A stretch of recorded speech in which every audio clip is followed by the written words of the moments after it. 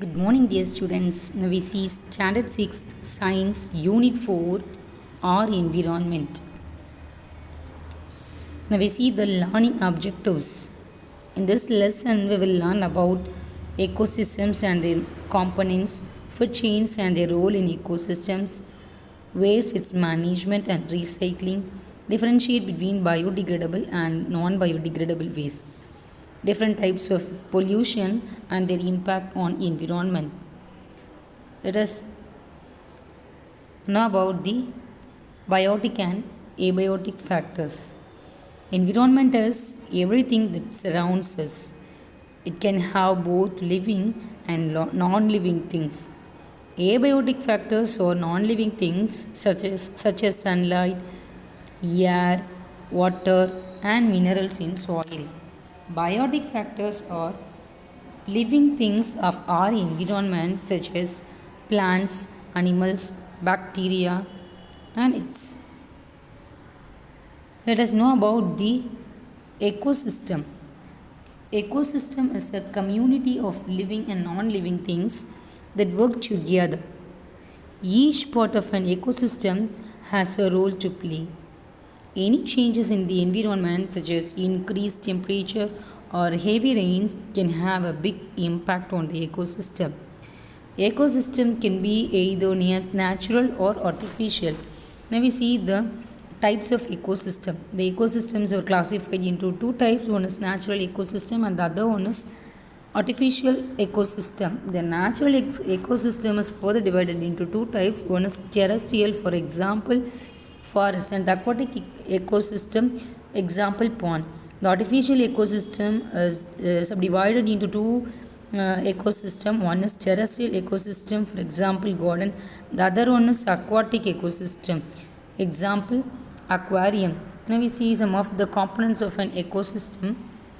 The components of ecosystem has two. One is biotic components and the other one is abiotic components. The biotic components, that are all the living components, for example plants, animals and human beings. And the abiotic components or non-living components, that is divided into two factors. One is physical factor and the other one is edaphic factors. The physical factors are light, temperature, wind and humidity, and the edaphic factors are water in soil, air in soil, organic matter in soil. Now let us know about the natural ecosystem. Ecosystem originated without human intervention is called a natural ecosystem.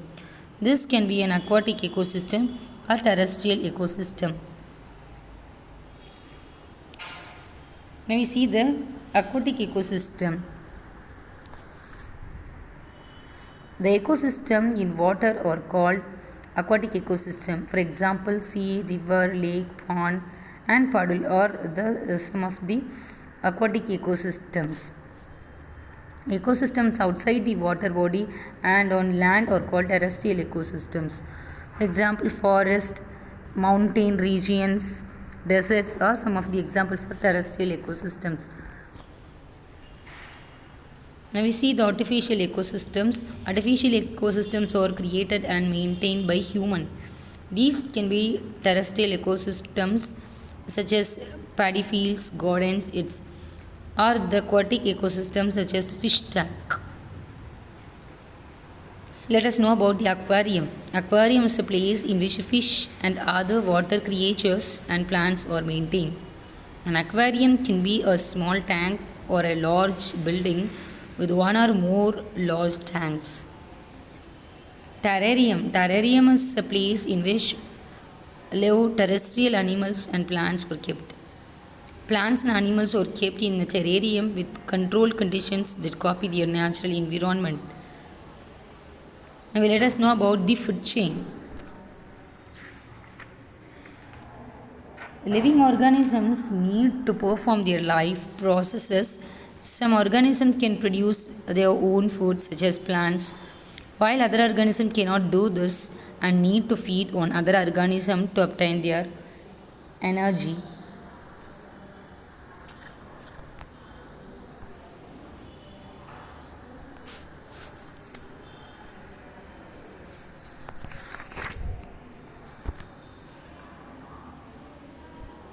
We can therefore identify there are different feeding types of mechanisms in the ecosystem based on how the organism obtain their food. They are producers and consumers. The first one is producers.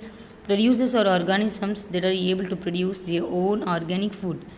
They do not need to eat other organisms to do this. Producers are also called autotrophs. Plants are the producers because they make their own food by photosynthesis. And the next one is consumers. Organisms which cannot produce their own food need to eat other organisms as food. These organisms are called consumers. All animals are consumers as they cannot produce their own food. Consumers are also called heterotrophs. There are many types of consumers, and we can classify them into specific groups depending on the food that they consume. That are herbivores, carnivores, and omnivores. Now we see about the herbivores.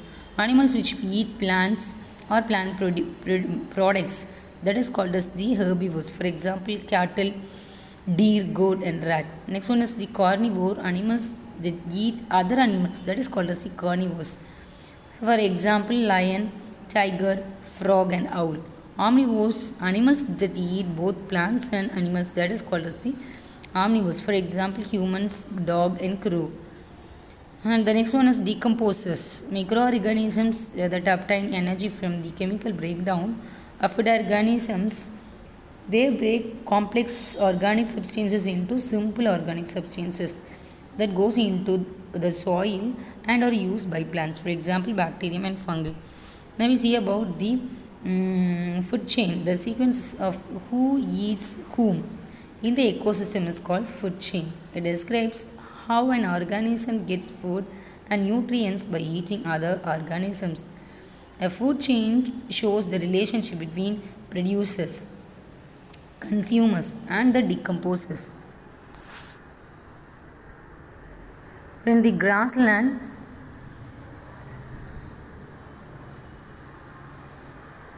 the plants are the producers, and the deer is the carnivore.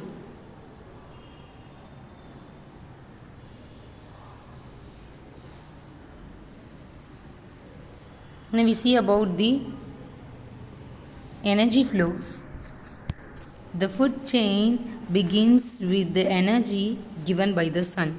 Sunlight triggers photosynthesis in plants. When the grasshopper eats the grass, the energy flows from the grasshopper to grasshoppers. Frog gets energy by eating grasshopper. This energy is transferred to a crow. When the frog is eaten by a crow, thus we conclude the primary energy production in the world of living things is produced by plants, that is by photosynthesis. Microorganisms degrade the excreta and the dead bodies of animals into primary simple components and puts them back into the soil. It is this material that helps the plants to grow. We can see that there is a cyclic movement of materials from primary producers to the high level predators, then back to the soil. Now we see about the trophic levels. Animals that eat plant are primary consumers. Animals that eat primary consumers are called secondary consumers. Animals that eat the secondary consumers, that are called the tertiary consumers. There may even be large predators that eat tertiary consumers. They are called as the quaternary consumer. Each of these levels in the food chain is called trophic level. Now we see about the food web. Consumers have different sources of food in an ecosystem and do not rely on only one species for their food.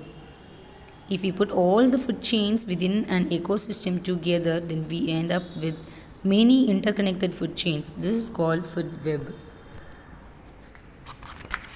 Let us know about the waste management and recycling. To protect our environment, it is very important to reduce waste, manage it properly, and maximize recycling. Waste is any substance or material that has been used but is not wanted anymore. This is either because it is worn out, broken, or no longer has any purpose.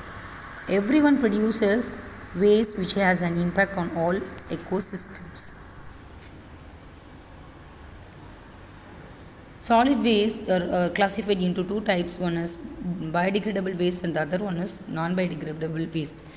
Now we see about the biodegradable waste. The term biodegradable is used for those things that can be easily decomposed by natural agents like water, oxygen, ultraviolet rays of the sun, microorganisms. These are called biodegradable waste. Now we see about the non-biodegradable waste. Those materials which cannot be broken down or decomposed into the soil by microorganisms and natural agents are labeled as non-biodegradable. Now we see about solid waste management. It is our duty to reduce creating waste and protect the environment. Three R's are important in protecting environment. The first R is reduce, and the second R is reuse, and the last R is the recycle. The waste hierarchy or the pyramid shows the best ways to manage solid waste. Now we see the waste one by one. First one is avoid. Avoid the usage of unwanted materials which create more debris. Before you buy anything, think that do I really need it? For example, avoid buying packaged foods. Refuse to buy used through plastic products. And the next one is reduce. We can reduce the waste by using durable goods that last longer instead of things that are used once and thrown away. For example, write on both sides of the paper instead of unnecessary printing. Use electronic facilities, share newspapers, magazines, and other things with others. And the next one is reuse. Reuse means using a thing again and again rather than using and throwing after a single use. For example, instead of using plastic bags, use and throw pens and batteries, use cloth bags, fountain pens, and rechargeable batteries. You reuse glass bottles for other purposes. Repair footwears and use them. And the next one is recycle. The process by which waste materials are used to make new products, that is called as the recycling. For example, using old cloths to make paper and melting some plastic to make floor mats, plastic boards, and house pipes. Next one is compost. The process of degradation of organic waste into manure by the action of microorganisms, that is called as the composting. The manure thus obtained becomes natural fertilizers to plants as well as increase the soil fertility also. It's about the incinerate. The burning of solid waste in incinerator, that is called as the incineration. Human anatomical waste are disposed by means of incineration. During incineration, the enormous heat kills all contagious disease causing germs. We can also produce electricity with the help of this heat. We see landfill. Landfilling is a method in which waste are dumped into naturally occurring or man-made pits and covered with the soil. Garbage buried inside the landfills remain here for a long time as they decompose very slowly and become manure. These places can be converted into parks and gardens. We see about the pollution.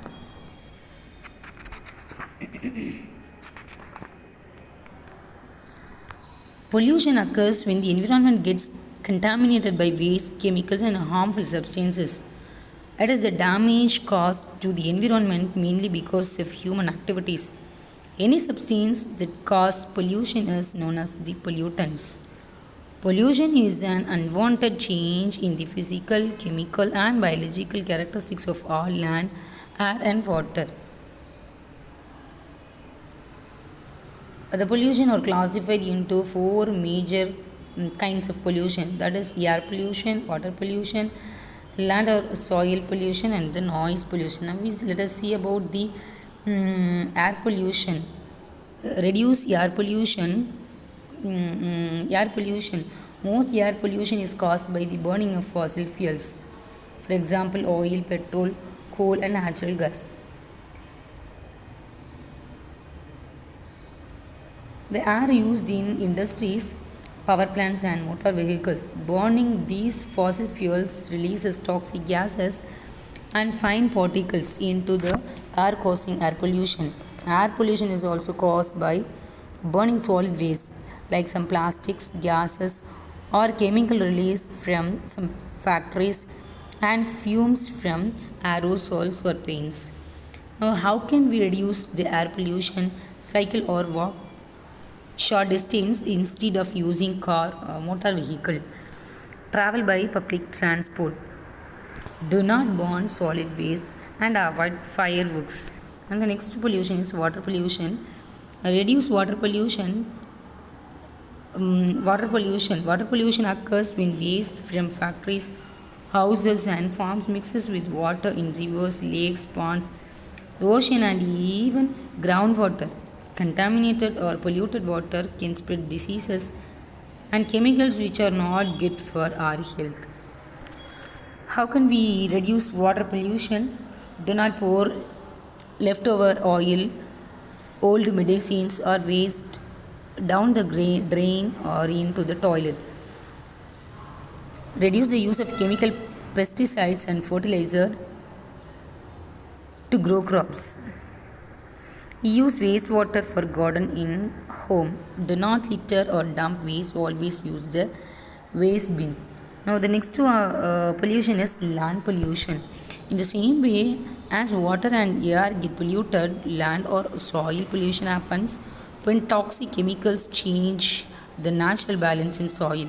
Land pollution comes from farming, mining, factories, and some waste from our own homes like plastics and broken electronics.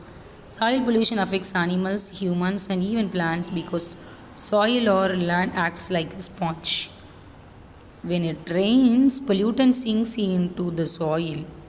If we grow plants to eat in polluted soils, these dangerous chemicals can get into our food also. How can we reduce the land pollution? First, try to reduce waste, then recycle the rest. Always use the waste bin and never litter. Do not burn waste. The ash mixes easily with soil. Last pollution is noise pollution.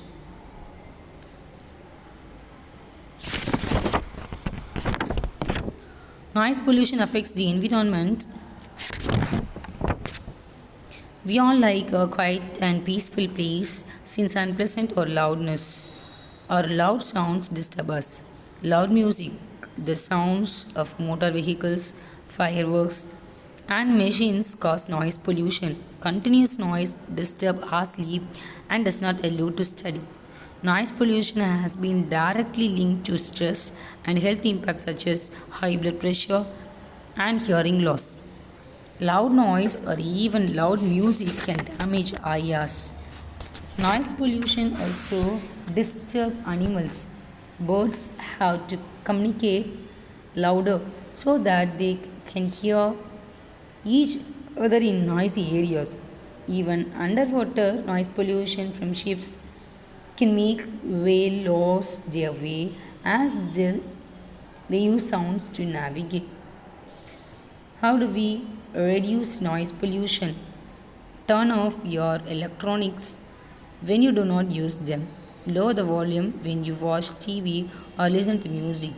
Remind drivers not to use the horn too much. Avoid fireworks. Speak, do not shout. Thank you, students.